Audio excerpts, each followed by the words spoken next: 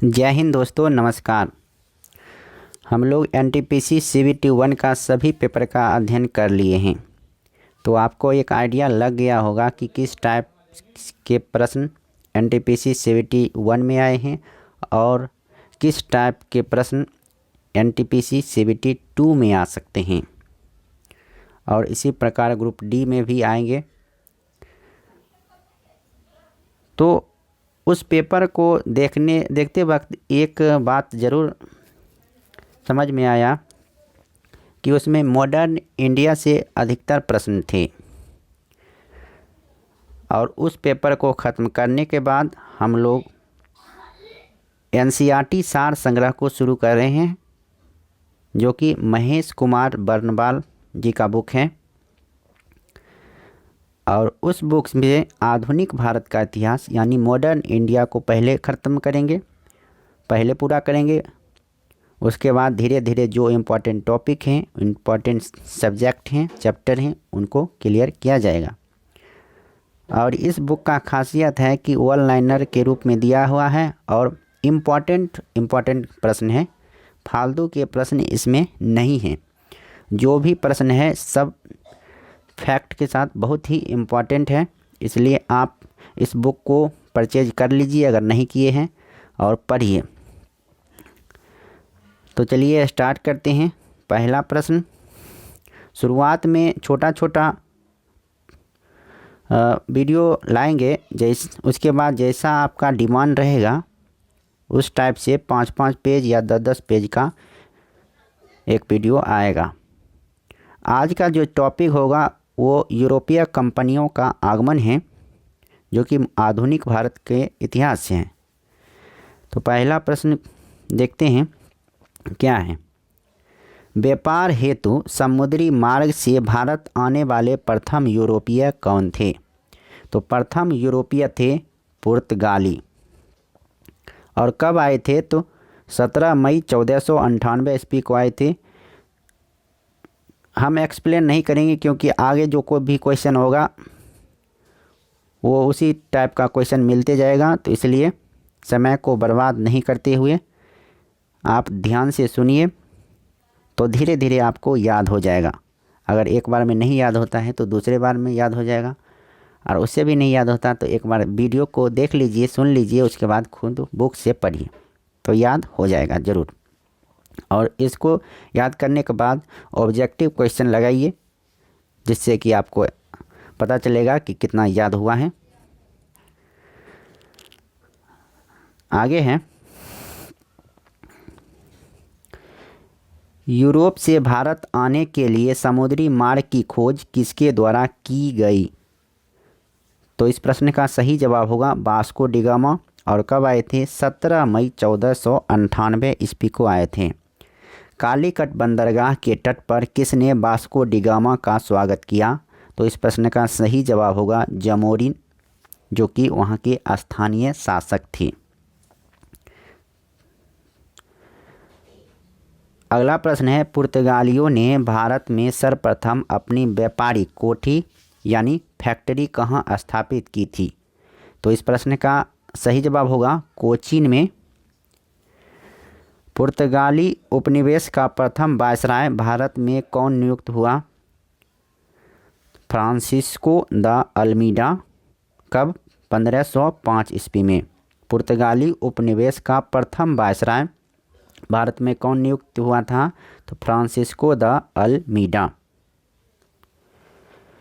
भारत में तंबाकू की कृषि एवं प्रिंटिंग प्रेस को आरंभ करने का श्रेय पुर्तगालियों को दिया जाता है। भारत में प्रथम प्रिंटिंग प्रेस की स्थापना वर्ष 1556 ईस्वी में गोवा में की गई थी। तो इससे हर एक लाइन से प्रश्न बनता है, तो ध्यान से देखिए, सुनिए। हिंद महासागर में व्यापार को नियंत्रित करने के लिए शांत या नीले जल की नीति, बहुत ही इम्पोर्टेंट प्रश्न, शांत या नीले जल की नीति यानी ब्लू वाटर पॉलिसी किसने लागू की? तो इस प्रश्न का सही जवाब होगा फ्रांसिस्को द अल्मीडा ने। Francisco de Almeida blue water policy लाए थे।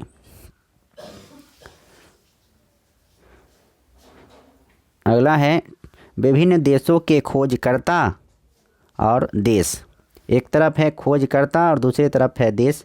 तो वास्को डिगामा ने भारत की खोज किया था।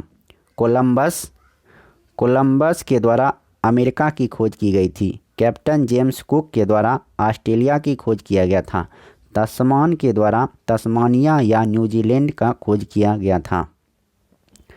और बार्थोलोम्यू डियाज के द्वारा केप ऑफ गुड होप की खोज किया गया था।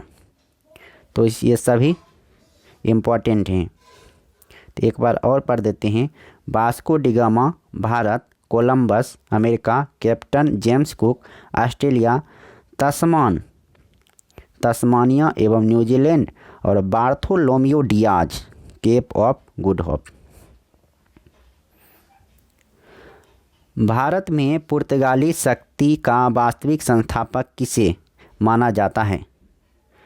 तो भारत में पुर्तगाली शक्ति का वास्तविक संस्थापक अल्बुकर्क को माना जाता है। किस वायसराय के काल में गोवा को पुर्तगालियों का औपचारिक मुख्यालय बनाया गया? किस वायसराय के काल में गोवा को पुर्तगालियों का औपचारिक मुख्यालय बनाया गया? तो नीनो डी कुन्हा। पुर्तगालियों ने हिंद महासागर क्षेत्र में व्यापार पर नियंत्रण स्थापित करने के लिए कॉटेज आर्मेडा काफिला पद्धति का प्रारंभ किया। कॉटेज आर्मेडा काफिला पद्धति का प्रारंभ किसने किया था? तो पुर्तगालियों ने किया था। कहाँ किया था? तो हिंद महासागर में। कॉटेज आर्मेडा काफिला पद्धति क्या है?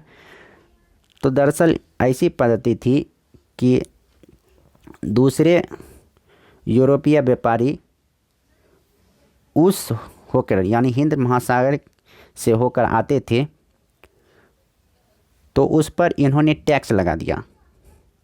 अगर वो देते यानी लाइसेंस उनको बनाना पड़ता था।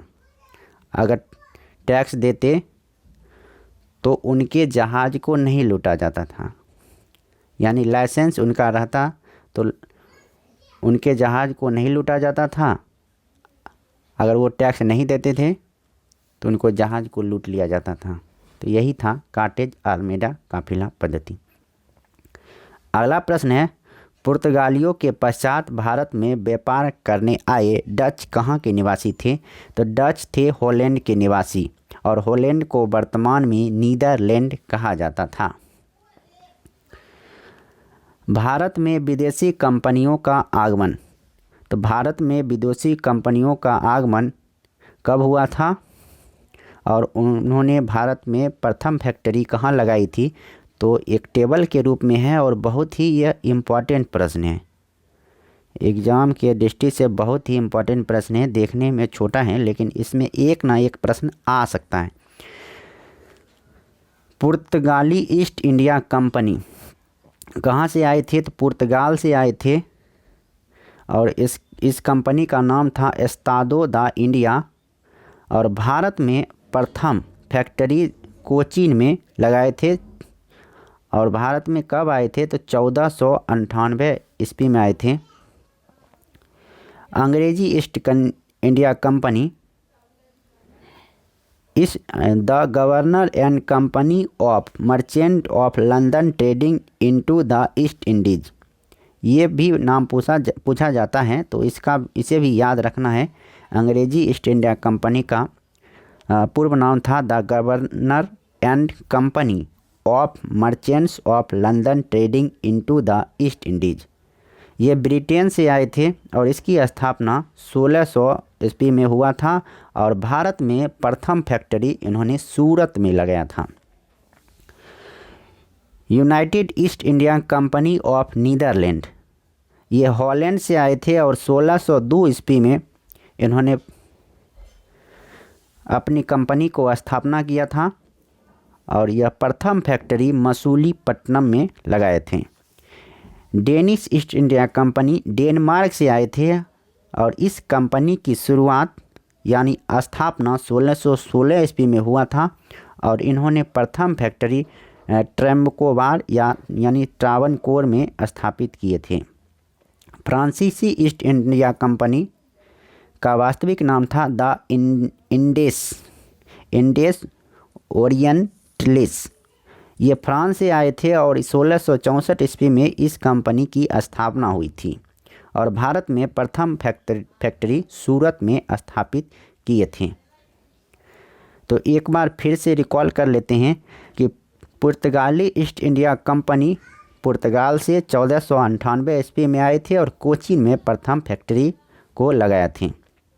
अंग्रेजी ईस्ट इंडिया कंपनी की स्थापना 1600 ईस्वी में हुआ था और ये ब्रिटेन से आए थे और ये प्रथम फैक्ट्री सूरत में स्थापित किए थे। United East India Company Netherland यानी हॉलैंड से आए थे और इसकी स्थापना 1602 ईस्वी में और प्रथम फैक्ट्री मसूलीपट्टनम में लगाए थे।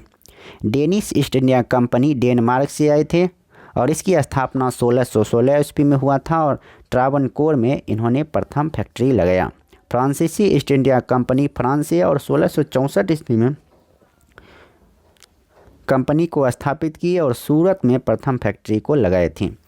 यूरोपीय व्यापारियों का प्रथम आगमन का क्रम, तो हर एक पॉइंट से प्रश्न बन रहा है, देख रहे हैं। यूरोपीय व्यापारियों का भारत आगमन क्रम, तो पहले आए थे पुर्तगाली, उसके बाद डच, फिर ब्रिटिश, डेनिश, फ्रांसीसी और स्वीडिश। ये याद रखिएगा, पुर्तगाली, डच, ब्रिटिश, डेनिश, फ्रांसीसी और स्वीडिश। अगला प्रश्न है इसमें, यूरोपीय शक्तियों में भारत में पुर्तगाली कंपनी ने सर्वप्रथम यानी 1498 ईस्वी में प्रवेश किया और भारत से सबसे अंत यानी 1961 ईस्वी में भी ये भी गए थे। मतलब कि इन्होंने सर्वप्रथम 1498 में आए और सबसे अंत में 1961 ईस्वी में भारत से गए।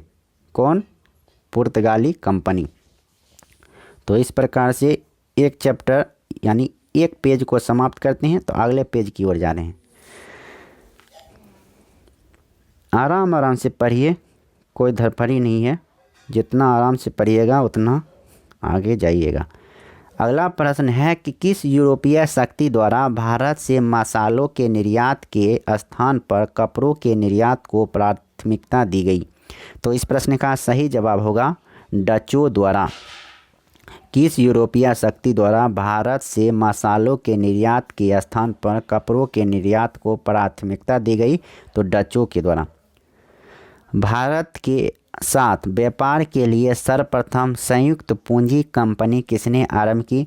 तो इस प्रश्न का सही जवाब होगा डचों ने। वर्ष 1759 ईस्वी में बेदरा का युद्ध किन दो यूरोपीय शक्तियों के मध्य लड़ा गया था? तो डच और अंग्रेज के बीच। डच एवं अंग्रेज के बीच 1759 ईस्वी में बेदरा का युद्ध लड़ा गया था और इसी युद्ध के साथ डच कंपनी का बोरिया बिस्तर यहाँ से समाप्त हो गया भारत से।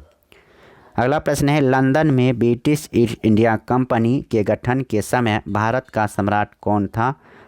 तो इस प्रश्न का सही जवाब होगा अकबर, क्योंकि ब्रिटिश ईस्ट इंडिया कंपनी की स्थापना 1600 ईस्वी में हुआ था और उस समय भारत के सम्राट थे अकबर, क्योंकि अकबर का शासनकाल 1656 ईस्वी से लेकर 1605 ईस्वी तक रहा था। अगला प्रश्न है,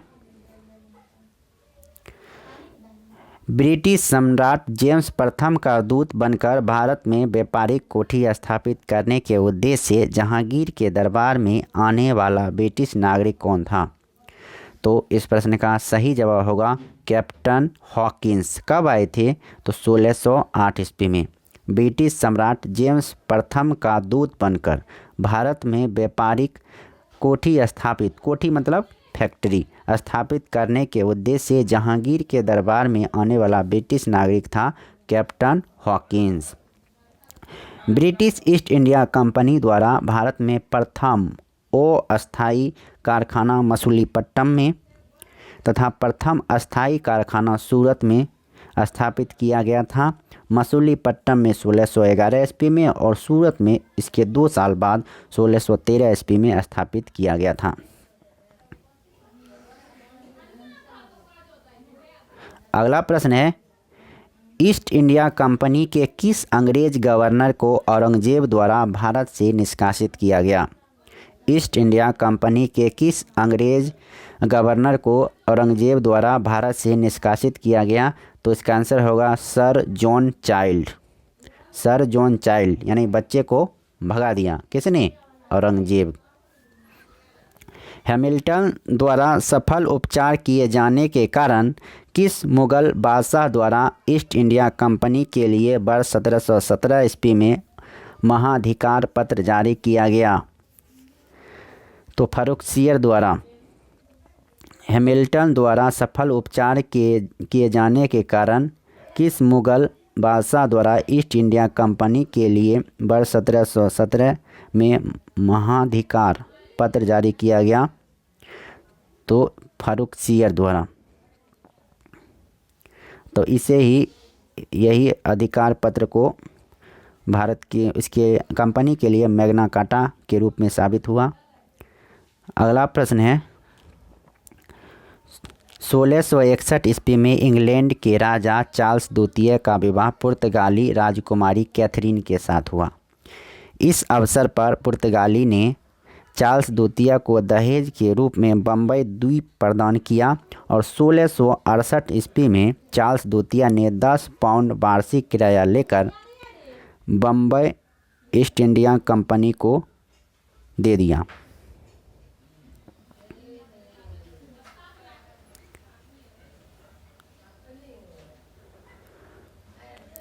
अगला प्रश्न है, इसमें है प्रमुख शहरों के संस्थापक। प्रमुख शहरों के संस्थापक, एक तरफ शहर है दूसरी तरफ है संस्थापक। तो कलकत्ता शहर का संस्थापक थे जॉब चॉर्नोक, मद्रास फ्रांसिस डे और नई दिल्ली एडविन लुटियंस और हर्बर्ट बेकर।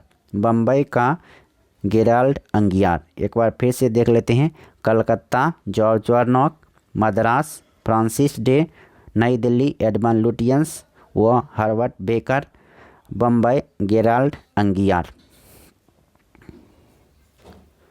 अगला प्रश्न है, यूरोप वासियों के लिए सर्वोत्तम सोरा और अफीम प्राप्ति का मुख्य क्षेत्र था। तो इस प्रश्न का सही जवाब होगा बिहार। यूरोप वासियों के लिए सर्वोत्तम सोरा और अफीम प्राप्ति का मुख्य क्षेत्र था बिहार। ये बीपीएससी में पूछा गया सवाल है, बहुत ही इम्पोर्टेंट प्रश्न है। वर्ष 1664 में फ्रांसीसी कंपनी की स्थापना किसके प्रयासों से की गई थी? तो 1664 ईस्वी में फ्रांसीसी कंपनी की स्थापना कोलवर्ट के द्वारा किया गया था। फ्रांसीसी कंपनी की स्थापना किसके कार्यकाल में की गई थी? तो लुई 14वें के कार्यकाल में फ्रांसीसी कंपनी की स्थापना की गई थी। फ्रैंक कैरो के द्वारा भारत में प्रथम फ्रांसीसी फैक्ट्री की स्थापना कहाँ की गई थी? तो सूरत में। और कब? 1668 ईस्वी में। फ्रैंक कैरो के द्वारा भारत में प्रथम फ्रांसीसी फैक्ट्री की स्थापना सूरत में 1668 ईस्वी में की गई थी। अगला है, फ्रांसीसी गवर्नर डुप्ले ने पहली बार भू क्षेत्र अर्जित करने के उद्देश्य से भारतीय राजाओं के विवादों में भाग लेने की नीति आरंभ की। फिर से पढ़ देते हैं, फ्रांसीसी गवर्नर डुप्ले ने पहली बार भू क्षेत्र अर्जित करने के उद्देश्य से भारतीय राजाओं के विवादों में भाग लेने की नीति आरंभ की। किसने? फ्रांसीसी गवर्नर डुप्ले ने। फ्रांसीसियों द्वारा फोर्ट लुई नामक किला कहाँ बनवाया गया? तो पांडिचेरी में। फ्रांसीसियों द्वारा फोर्ट लुई नामक किला पांडिचेरी में बनवाया गया था। पांडिचेरी का प्रथम फ्रांसीसी गवर्नर कौन था? तो पांडिचेरी का प्रथम फ्रांसीसी गवर्नर था फ्रांको मार्टिन। पांडिचेरी का प्रथम फ्रांसीसी गवर्नर था फ्रांको मार्टिन। अगला प्रश्न है, पुर्तगालियों को सौली पुर्तगालियों को सौली के स्थान पर किस अंग्रेज अधिकारी ने पराजित किया? तो इस प्रश्न का सही जवाब होगा थॉमस बेस्ट। पुर्तगालियों को सौली के स्थान पर किस अंग्रेज अधिकारी ने पराजित किया? तो थॉमस बेस्ट ने। बांडीवास के युद्ध जो कि 1760 में अंग्रेज़ों ने किसे पराजित किया? तो फ्रांस को। और इसी बांडीवास युद्ध के साथ अंग्रेज़ों ये फ्रांस का बोरिया बिस्तरा भारत से सिमट गया और छोटे से क्षेत्र में रहकर सिमट कर रह गए फ्रांस। 1760 ईस्वी में बांडीवास का युद्ध हुआ था। बहुत ही इम्पोर्टेंट प्रश्न है। कर्नाटक का युद्ध किनके मध्य लड़ा गया था? तो कर्नाटक का युद्ध अंग्रेज और एवं फ्रांस के बीच लड़ा गया था। कर्नाटक का युद्ध। प्रथम कर्नाटक युद्ध किस संधि के माध्यम से समाप्त हुआ? तो प्रथम कर्नाटक युद्ध एक्सला-शापिल, तो कहीं कहीं लिखा रहता है एला-शापिल की संधि। एला-शापिल की संधि कब हुई थी? 1748 ईस्वी में प्रथम कर्नाटक युद्ध एला-शापिल की संधि के द्वारा समाप्त हुई थी। तो एक टेबल के रूप में देखते हैं कि कर्नाटक युद्ध और परिणाम क्या थे और संधि और मुख्य कारण क्या था। तो ये कर्नाटक युद्ध पूछा जाता है अक्सर प्रश्न एग्जाम में, तो इसको याद करना है, बहुत ही ज़रूरी होता है। तो देखते हैं। तो प्रथम, पहले एक तरफ से क्रम याद कर लेते हैं, प्रथम द्वितीय तृतीय, और फिर पहले देखिए इधर से इधर याद करेंगे, फिर इधर से इधर, ठीक है। तो इसे में याद ज़्यादा होता है। तो प्रथम कर्नाटक युद्ध हुआ था 1746 से 48 ईस्वी में। द्वितीय कर्नाटक युद्ध 1751 से 55। तृतीय कर्नाटक युद्ध 1758 से 63 ईस्वी के बीच। प्रथम का हुआ था 1746 से 48, द्वितीय 1751 से 55, तृतीय 1758 से 63।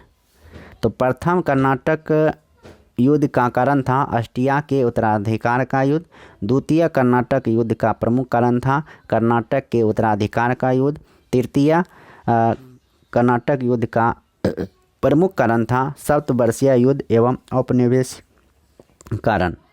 प्रथम कर्नाटक युद्ध एला-शापिल की संधि के द्वारा समाप्त हुआ था, जो कि 1748 ईस्वी में हुआ था। द्वितीय कर्नाटक युद्ध पांडिचेरी की संधि 1755 और तृतीय कर्नाटक युद्ध पेरिस की संधि 1763 के से समाप्त हुआ था। तो इसको याद करने के लिए एक बात याद रखिएगा, पे, यानी एला-शापिल की संधि, पांडिचेरी की संधि और पेरिस की संधि। तो दो प है, तो इसमें याद रखिएगा जो बड़ा वाला है वो पहले है, छोटा वाला बाद में। तो प्रथम कर्नाटक युद्ध का परिणाम कोई निर्णय नहीं निकला। द्वितीय कर्नाटक युद्ध में ब्रिटेन मजबूत स्थिति में आ गया था और तृतीय कर्नाटक युद्ध में फ्रांस पराजित हो गया था। अब नीचे में है एक प्रश्न, अंग्रेजी कंपनी का नाम governor and company of merchants of London trading into the east Indies रखा गया। अंग्रेजी कंपनी का नाम governor and company of merchants of London trading into the east Indies रखा गया था। तो इस वीडियो में हम यहीं समाप्त करते हैं इस वीडियो को, और या इस वीडियो में एक टॉपिक का अध्ययन किए हैं यूरोपीय कंपनियों का आगमन। अब नेक्स्ट वीडियो में फिर नेक्स्ट टॉपिक को देखेंगे। तो आपको ये वीडियो कैसा लगा, यह सीरीज कैसा लग रहा है, कमेंट बॉक्स में ज़रूर राय दीजिए। अगर अच्छा लग रहा है तो आगे बढ़ाएंगे। इसमें क्या इम्प्रूव किया जा सकता है, अगर ख़राब लग रहा है तो डिसलाइक करके ये बता सकते हैं कि ये क्यों ख़राब लगा, क्यों अच्छा नहीं लगा, इसमें क्या गलतियां हैं, तो सुधार किया जाएगा। अगर अच्छा लगा तो लाइक कर सकते हैं। अगर सब्सक्राइब नहीं किए हैं तो सब्सक्राइब कर लीजिए, क्योंकि आगे हम लगातार यह वीडियो लाते रहेंगे ताकि आपको जल्द से जल्द कोई जॉब लग जाए, किसी एग्ज़ाम में आप सफल हो जाएं, तो मुझे भी खुशी मिलेगी। आप जितने भी सब्सक्राइबर हैं तो उसमें भी एटलीस्ट 10% भी आप सफल हो जाते हैं मेरे चैनल से तो मुझे बहुत ही खुशी होगी। और मेरी उम्मीद है कि आप सभी सफल होइएगा, पढ़िएगा तो ज़रूर सफल होइएगा। तो फिर मिलते हैं नेक्स्ट टॉपिक में, नेक्स्ट विषय के साथ। तब तक के लिए नमस्कार, जय हिंद। पढ़ते रहिए, बढ़ते रहिए, अपने और अपनों का ख्याल रखिए, स्वास्थ्य का ख्याल रखिए, सही भोजन कीजिए, सही समय पर सही काम किया कीजिए। धन्यवाद। जय हिंद, जय भारत।